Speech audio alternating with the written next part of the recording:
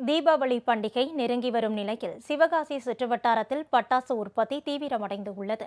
தீபாவளி பண்டிகை அடுத்த மாதம் 20ஆம் தேதி கொண்டாடப்படுகிறது.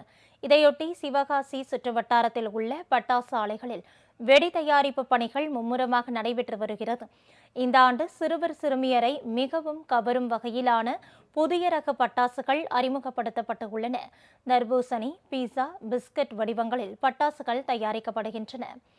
இதேபோல் கிட்டார், டோரிமான் போன்ற பட்டாசுகள் சிறுவர் சிறுமியர்களை வெகுவாக கவர்ந்துள்ளது. புதுரக பட்டாசுகளை சந்தையில் அறிமுகப்படுத்துவதால் நடப்பாண்டு பட்டாசு விற்பனை களை கட்டும் என உற்பத்தியாளர்கள் நம்பிக்கை தெரிவித்துள்ளனர்.